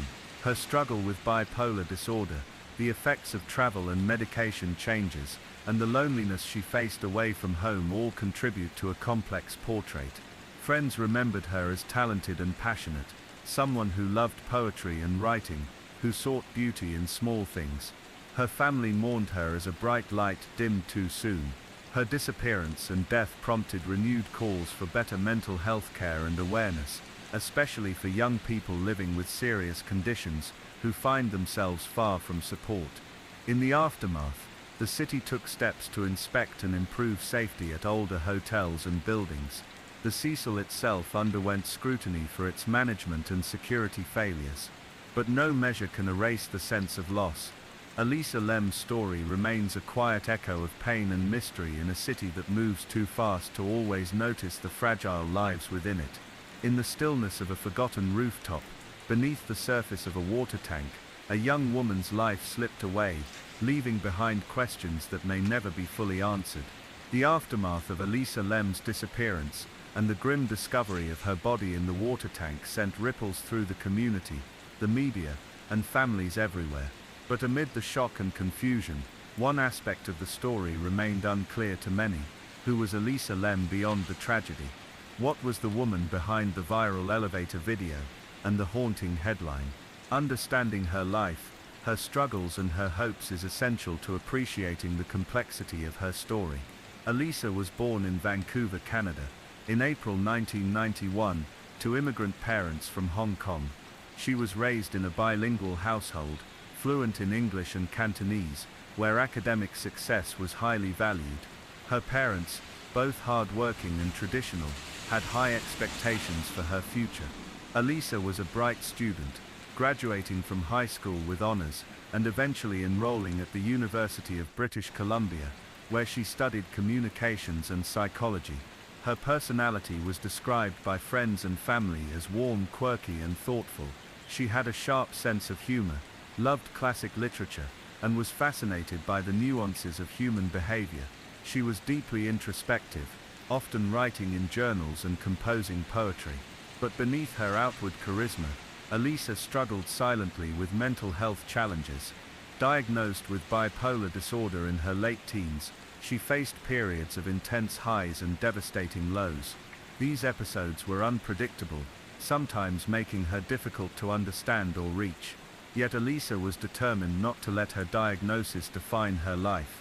She sought therapy and medication, working with mental health professionals to find stability. Still, she faced stigma and misunderstanding, even from those closest to her. Like many young people grappling with mental illness, she felt isolated at times, caught between seeking help and wanting privacy. Her travels were part of her search for freedom and meaning, a way to escape the pressures at home and discover herself beyond the boundaries of her illness. In late 2012, Elisa embarked on a solo trip to California and other parts of the US, hoping to experience new places, meet people, and build confidence. Friends from Vancouver recall her enthusiasm for the trip, but also her anxiety. She kept in touch regularly, sending photos and messages that revealed a mixture of excitement and vulnerability. In Los Angeles, Elisa's stay at the Cecil Hotel marked a difficult chapter. The building's bleak environment was far from the welcoming sanctuary she might have hoped for. Surrounded by strangers, in a hotel with a reputation for crime and despair, Elisa's mental state deteriorated. According to hotel staff and guest reports, Elisa exhibited moments of confusion and distress. Some noticed her wandering the hallways late at night, appearing frightened or disoriented. Her behavior was sometimes erratic, but mostly quiet. The security footage from the elevator on February 1st stands as one of the most unsettling glimpses into her final hours. Watching the video carefully, one can see a young woman who seems lost inside her own mind. She presses many buttons, seemingly trying to control her environment. She hides and peers anxiously, as if searching for something or someone. Some experts who analyzed the video suggested that Elisa was experiencing a psychotic episode, detached from reality, perceiving threats that weren't there. Others proposed that she might have been affected by medication withdrawal, as she had reportedly stopped taking some of her prescribed drugs before the trip. Mental health professionals emphasize how disorienting and terrifying such episodes can be. For someone alone in a strange city, feeling unsafe, the impulse to seek refuge or escape can become overwhelming. Yet despite the confusion, Elisa showed moments of awareness in the video, pausing to look directly at the camera, as if aware she was being watched yet unable to find a way out. After she left the elevator, her path is a mystery. There are no clear records of where she went or how she accessed the rooftop. The hotel's rooftop was not easily accessible. The locked door, the heavy lids on the water tanks, and the absence of witnesses suggest either a tragic accident or a moment of desperation. Several theories have emerged over the years. One is that Elisa climbed to the roof to escape perceived danger or voices, perhaps believing she could find safety there. In her disoriented state, she may have opened the door and climbed the stairs or fire escape, unaware of the risk. Another is that she was attempting to seek attention, calling out for help. Some speculate she may have climbed onto the tank lid as a place of refuge, but fell inside, unable to climb back out. A more troubling theory involves the possibility of foul play. Though police found no evidence supporting this, rumors and conspiracy theories have circulated widely online, fueled by the eerie elevator footage and the hotel's infamous reputation. The Cecil Hotel had a dark history that many said overshadowed Elisa's case. Over the years it was home to numerous tragic figures, including serial killers and victims of unexplained deaths. This history became a backdrop for speculation, but for Elisa's family and friends, it was a painful distraction from the reality of her life and death. In the months following her death, the hotel management came under scrutiny for their handling of security and guest safety. Questions were raised about why the rooftop door was accessible and whether staff were aware of Elisa's behavior before she disappeared. The city of Los Angeles launched investigations into hotel regulations and safety standards for older buildings. Some measures were introduced to prevent similar tragedies, including improved surveillance and tighter controls on rooftop access. For Elisa's family, the loss was profound and shattering. Her parents and sister struggled to make sense of her death, grappling with grief compounded by unanswered questions.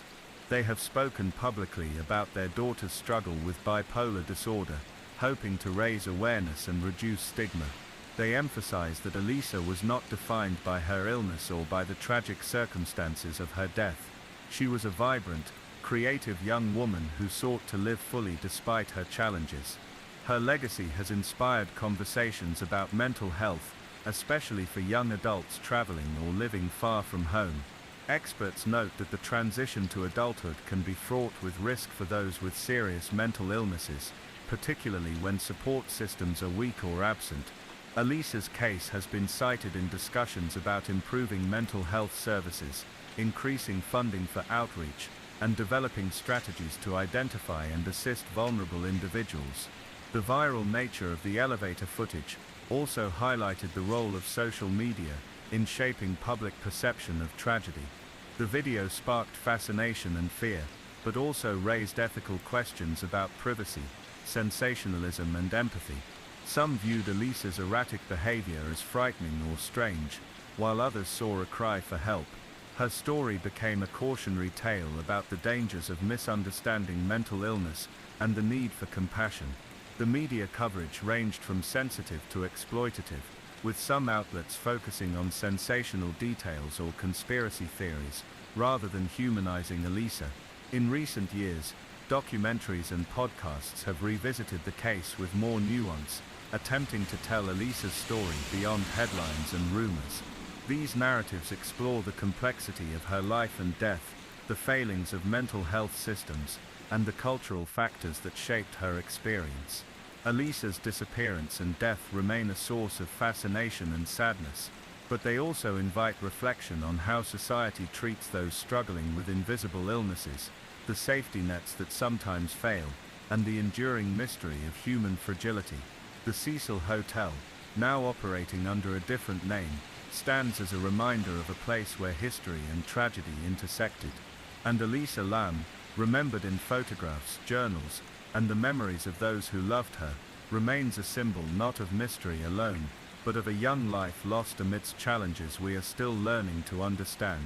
The months and years following Elisa Lam's tragic death were marked by a deep sense of loss that rippled far beyond her immediate family and friends.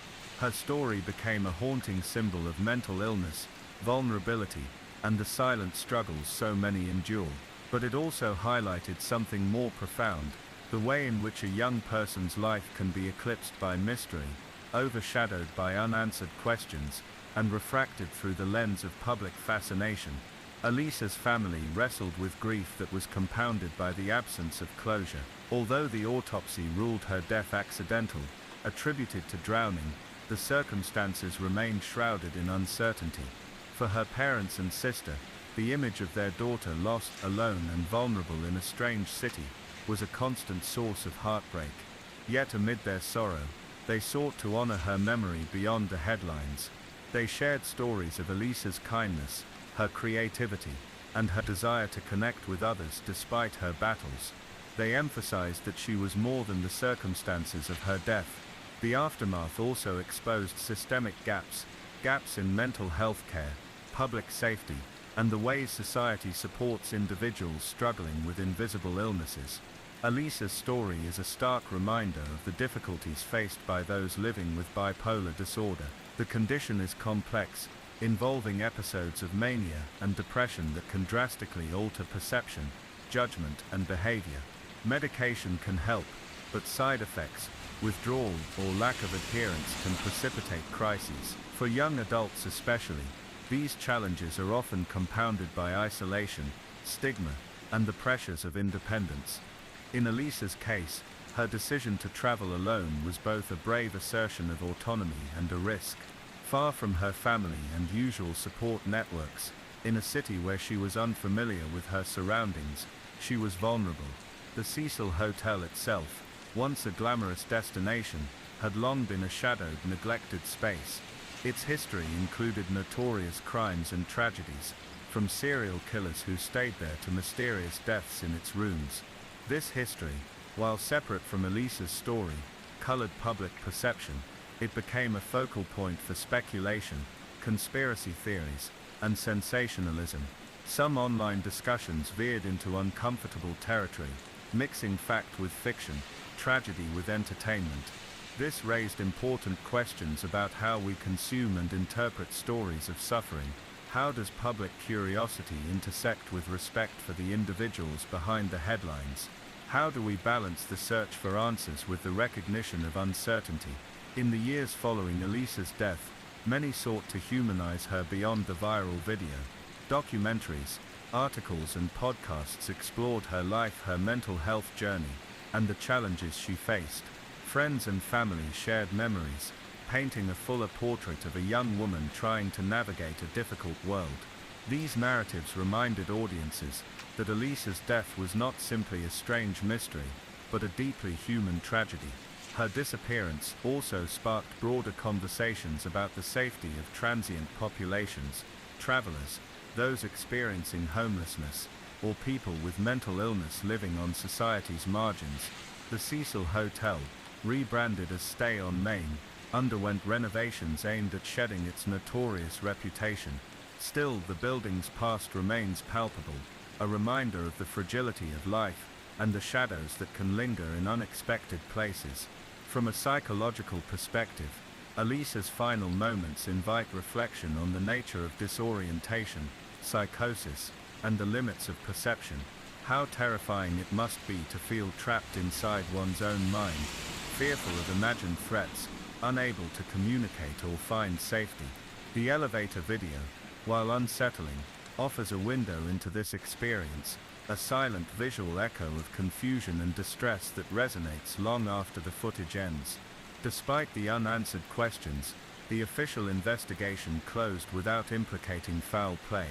Elisa's death was ruled accidental drowning, linked to her mental health condition, but the mystery of how she accessed the rooftop and entered the water tank remains unresolved. Whether by accident, desperation, or other factors, those moments stand as a profound and haunting enigma. For many, Elisa Lam's story serves as a meditation on vulnerability and the unseen battles waged behind closed doors. It reminds us that mental illness, while common, can be isolating and misunderstood. It challenges us to consider how communities, families, and systems can better support those in crisis, offering safety, compassion, and connection. Elisa's life, though cut tragically short, continues to inspire reflection and empathy. Her story is a call to recognize the humanity in those struggling silently, and to approach such stories, not with judgment, but with care. In remembering Elisa, we honor the fullness of her existence, the dreams she held, the difficulties she faced, and the impact she left on those who knew her. Her presence lingers quietly in the fabric of the city, in the memory of a hotel long changed, and in the hearts of those touched by her story. Her legacy is not one of mystery alone, but of a young woman whose life reminds us of the fragile, complex beauty of being human. In the quiet suburban town of Westfield, New Jersey, life had long followed a steady, predictable rhythm. Tree-lined streets, children playing in yards, neighbors greeting each other with friendly smiles. It was a place where trust was woven into the very fabric of daily life. But beneath this calm surface, in the fall of 1995, an event unfolded that would fracture the community's sense of security and leave an indelible mark on everyone who lived there. At the center of this story was the Martin family, David and Karen Martin, and their two young daughters, Emily and Sarah. The Martins were seen as an ideal family. David, a local high school teacher beloved by students and colleagues, Karen, a devoted mother and volunteer at the community center, and their daughters bright and full of life. Neighbors admired their close bond and warmth. Yet on the evening of October 12, 1995, everything changed. David Martin never returned home. That night, after finishing his work at the school, David was supposed to pick up groceries and head home for dinner, but he vanished without a trace. Karen initially assumed he had been delayed or caught up with a colleague, but as hours stretched into the early morning, her concern deepened. Phone calls to his cell went unanswered. Text messages left on the answering machine remained unreturned. By sunrise, Karen contacted the local police. The investigation that followed would expose unsettling truths about trust betrayed, secrets hidden behind closed doors, and a darkness lurking beneath the Martin family's perfect facade. As the days passed, the police uncovered evidence suggesting David had been involved in a secret life far removed from his role as a teacher and father. His financial records revealed unusual withdrawals and transfers. His cell phone records showed calls to numbers that were unlisted and unfamiliar to his family. Neighbors began to recall odd sightings. David seen meeting strangers in dimly lit parking lots, his car parked late at night, near parts of town he rarely frequented. The discovery shattered the community's image of David Martin. The man who had been a role model was now a subject of suspicion. Weeks later, a disturbing revelation came to light. David had been involved in an illegal gambling ring with ties to organized crime. The risks he took placed him in danger, and many feared he had been silenced or forced into hiding. Karen, left to navigate the shock and betrayal, faced the daunting task of protecting her daughters while grappling with questions she could not answer. Was David's disappearance voluntary? Had he been targeted? Was he alive? The police pursued leads, but the trail grew cold. Meanwhile, whispers spread through Westfield. Some spoke of foul play, others of a man overwhelmed by debt and fear. The community was divided between sympathy and suspicion. Karen, whose life had revolved around family and stability, found herself isolated in grief and confusion. The betrayal she felt was profound, not only from the man she loved, but from the fractured reality that now surrounded her. Through it all, Emily and Sarah struggled to understand why their father was gone, and why no one could say when or if he would return. The town's quiet streets seemed darker, the smiles more tentative. This story, grounded in the intimate pain of a family torn apart, is not about the sensational headlines that sometimes accompany crime, but about the slow unraveling of trust and the search for answers in the aftermath of betrayal. The days following David Martin's disappearance stretched into an uneasy limbo for the Martin family and the town of Westfield. What had seemed like a routine evening transformed into a collective nightmare, one filled with uncertainty, fear, and growing suspicion. The police investigation was underway, but progress was slow, weighed down by shadows and unanswered questions. Karen Martin was left to hold the fragile threads of her family together. Her mornings began with whispered prayers and quiet tears, her afternoons consumed by calls with detectives and conversations with neighbors. The house that had once echoed with laughter felt hollow, the empty spaces marked by absence and silence. Her daughters, Emily, age 10, and Sarah, age 7, alternated between confusion and sadness. Too young to grasp the full complexity of their father's disappearance, they nonetheless felt the weight of his absence keenly. Karen did her best to shield them from the worst, but they often asked questions she could not answer. At night, Emily would sometimes wake from nightmares, calling out for her father. Sarah, more withdrawn, would sit quietly in her room, tracing her father's face in photographs with trembling fingers. The community around the Martins was shaken too. Westfield was a town that prided itself on safety and neighborliness, where everyone knew one another and windows were left unlocked. The notion that a man like David Martin, a respected teacher and family man, could vanish without explanation was unthinkable. Yet as the investigation unfolded, uncomfortable truths began to emerge, unsettling the town's sense of security. Detective James Carter, assigned to the case, was methodical and patient, aware of the delicate balance between pursuing leads and respecting a family in distress. Early on, he discovered irregularities in David's recent behavior. Witnesses reported seeing him in parts of town unfamiliar to his daily routine, often late at night. Financial records revealed significant withdrawals and transfers, unexplained by Karen or anyone else in the family. One afternoon, Detective Carter sat with Karen in the quiet living room, sunlight filtering through the curtains. He gently explained that David's disappearance was not straightforward.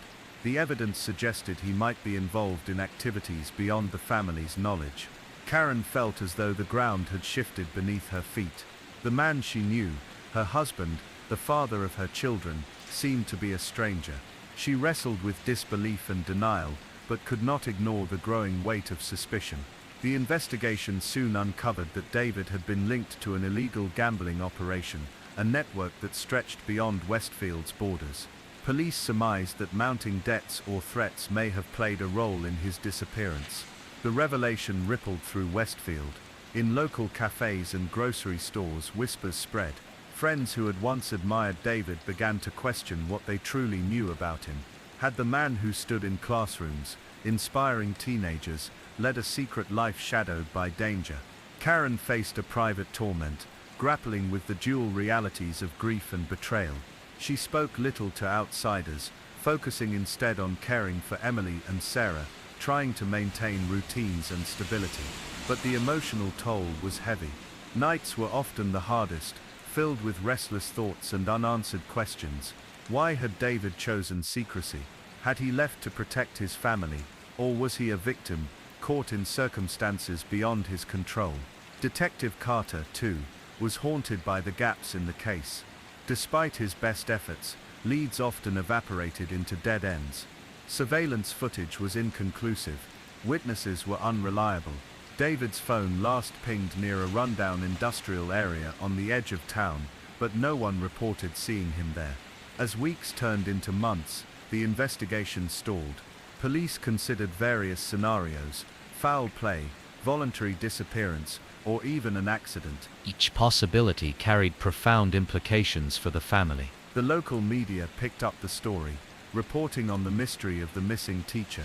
Headlines ranged from sympathetic to sensational, sometimes overlooking the personal pain behind the public intrigue.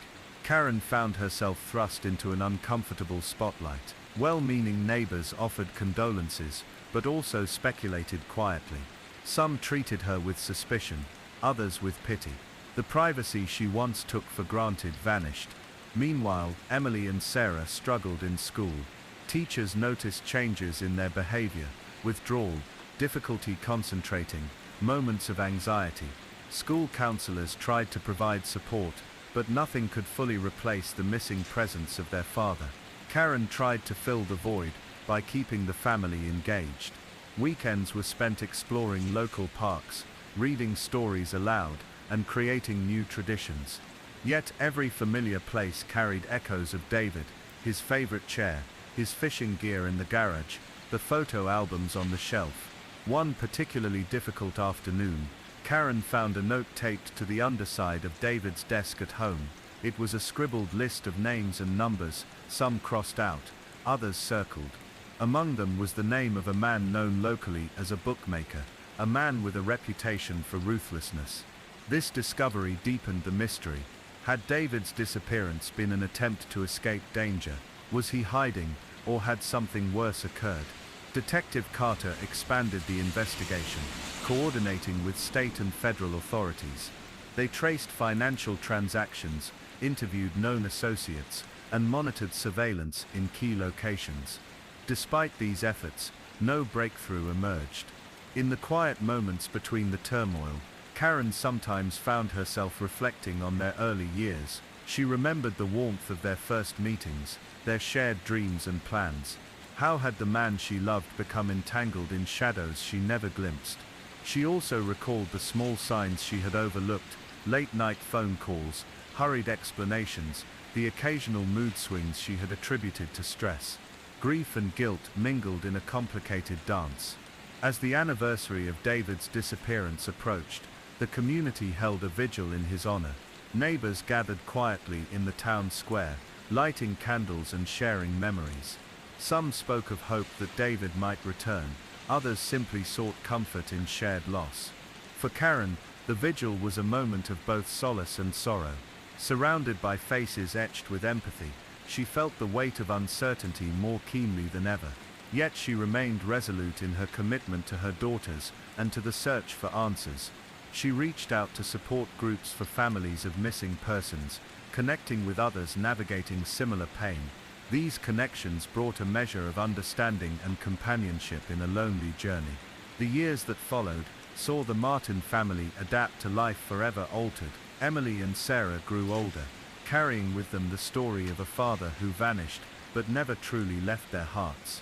Karen continued to advocate for missing persons, speaking publicly about the emotional complexities and the need for compassionate support. The town of Westfield, once rocked by the shock of betrayal and disappearance, slowly healed but never forgot. David Martin's story remains unresolved, a puzzle of vanished certainty and the fragile threads of trust. It stands as a reminder that beneath the surface of ordinary lives, unseen struggles and dangers may lie, and that for those left behind, the search for answers is as much about healing as it is about truth. As the years drifted on, the Martin family's life became an uneasy balance between holding on to hope and grappling with the stark realities left in David's absence. The passage of time neither healed the wounds fully, nor brought closure. Instead, it cast long shadows across the everyday moments, a quiet ache that never quite faded.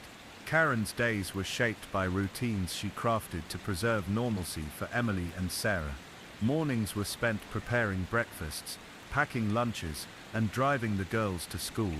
Afternoons often included homework sessions and trips to the library. Evenings were filled with stories, dinners shared around the table, and gentle attempts to maintain a semblance of the family life they once knew.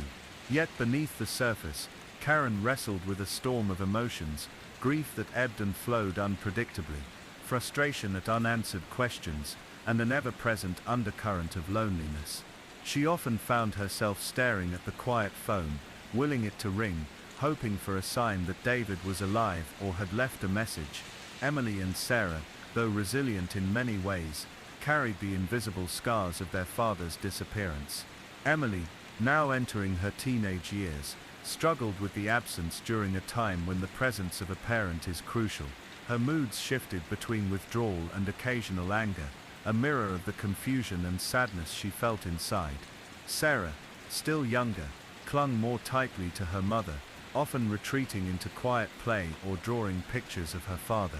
School counselors and teachers did their best to provide support, but Karen sensed that no one outside the family could fully understand the complexity of their grief. The Martins became cautious in trusting others, protective of the fragile world they inhabited. Despite the emotional toll, Karen found a measure of strength in advocacy. She joined a support network for families of missing persons, sharing her story and listening to others. In this community, she found understanding and compassion, a place where silence was met with empathy rather than judgment. Her advocacy extended to public awareness campaigns, where she spoke gently about the nuances of disappearance cases, how they ripple outwards, touching lives in unexpected ways. She emphasized the importance of patience, persistence, and the refusal to forget.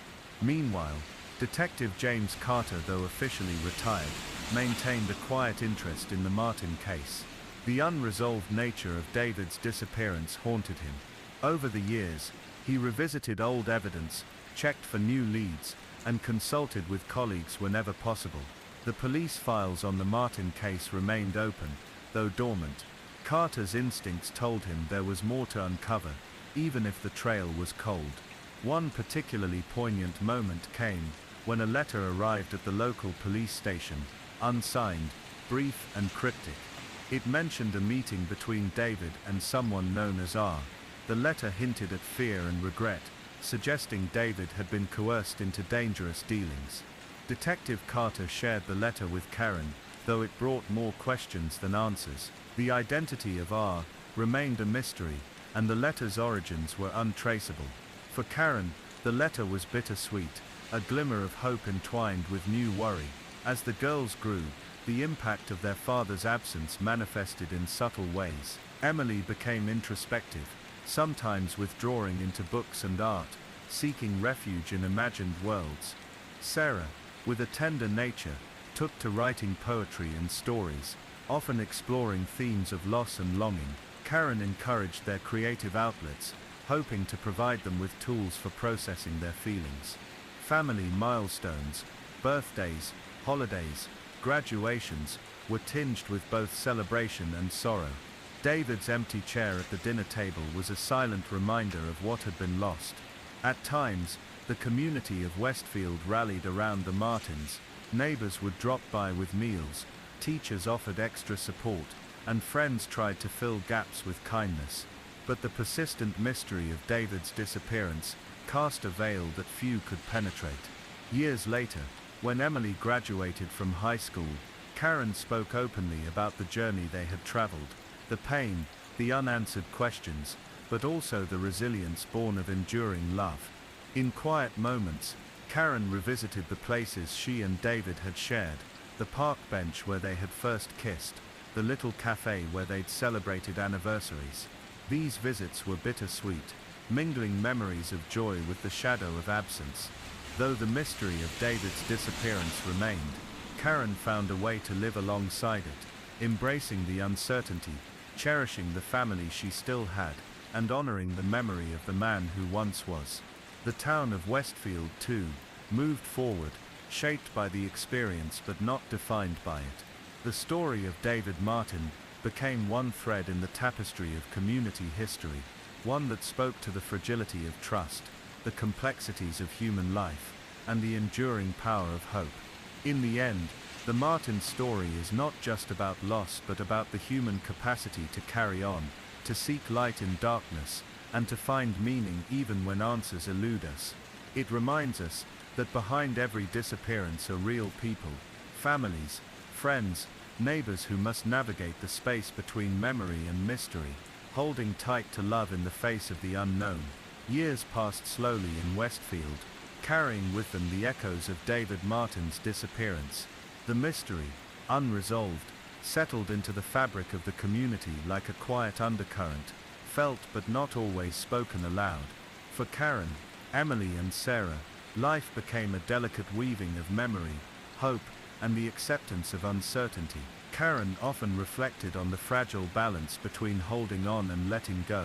In the years following David's disappearance, she faced moments of intense grief, and moments when the future seemed impossibly daunting.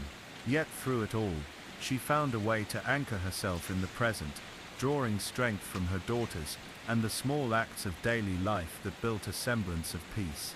Emily, now in her early 20s, had grown into a thoughtful, introspective young woman. The absence of her father remained a defining presence in her life, shaping her sense of identity and her understanding of trust and loss. She studied psychology in college, driven in part by a desire to understand human behavior and the hidden struggles people face. Her mother's unwavering strength inspired her, and though the questions about her father's fate remained, Emily learned to live with the ambiguity. Sarah, a few years younger, took a different path. She found solace in the arts, painting, writing and music, creating spaces where emotion could flow freely without needing to be explained. Her creative expressions often circled back to themes of absence and longing, the spaces left behind by those who vanish. Through her art, Sarah communicated what words sometimes failed to capture. Karen, too, found new purpose beyond the confines of her grief. She became an advocate for families of missing persons, dedicating time and energy to support networks and awareness campaigns. She spoke openly about the complex emotions of ambiguous loss, the kind of pain that comes without answers or closure. Through these efforts, she connected with others walking similar paths, building a community of understanding. The unanswered questions about David's disappearance continued to haunt the family, but Karen learned to live with the uncertainty, choosing to honor the man she had known and the father he was to her children. She treasured the memories, both joyful and painful, as threads that wove together the story of their family. In Westfield, the community evolved but never forgot. The disappearance remained a quiet shadow in local history, a reminder of the hidden struggles that can exist behind even the most ordinary lives. The town's collective memory held space for the Martins story, not as a tale of scandal or sensationalism, but as a reflection on loss, resilience, and the complexities of trust. From time to time, new information surfaced, an anonymous tip, a fragment of a conversation, a photograph unearthed in an old file. Each piece stirred hope, briefly rekindling the search for answers. Detective Carter, who had maintained a personal connection to the case, passed these clues along to Karen and local authorities. None led to definitive conclusions, but the family's determination never wavered. One such lead came years later, when a woman in a neighboring state reported seeing a man matching David's description, living under an assumed name. The police investigated, but ultimately found no evidence to confirm the sighting. Still, it was a reminder that the story was not closed. Karen often thought about the delicate nature of hope, the way it could sustain, even as it risked pain. She encouraged her daughters to hold on to hope gently, to allow space for uncertainty, without letting it consume them. Throughout the years, the Martins marked anniversaries quietly, lighting candles and sharing memories. These rituals became a way to keep David's presence alive in their lives, even as the details of his fate remained shrouded. The emotional landscape they navigated was complex, woven with love, loss, and the unspoken understanding that some questions might never find answers. This complexity is at the heart of many disappearances, the way they ripple through families and communities, altering lives in subtle and profound ways. The Martin family's experience reminds us that behind every missing person is a web of relationships, emotions, and stories that deserve compassion and respect. Their journey, marked by endurance and grace, stands as a testament to the human spirit's capacity to adapt and find meaning amidst uncertainty. It is a quiet story, without dramatic resolution or clear answers, but one rich with the textures of real life, the tenderness of memory, the ache of absence, and the persistent search for connection. As Westfield continues to grow and change, the Martins carry forward the legacy of David's life and disappearance, embodying resilience in the face of the unknown. Their story lingers in the spaces between certainty and mystery, a gentle reminder that some losses leave open wounds that shape us forever, even as we learn to live with the silence they bring.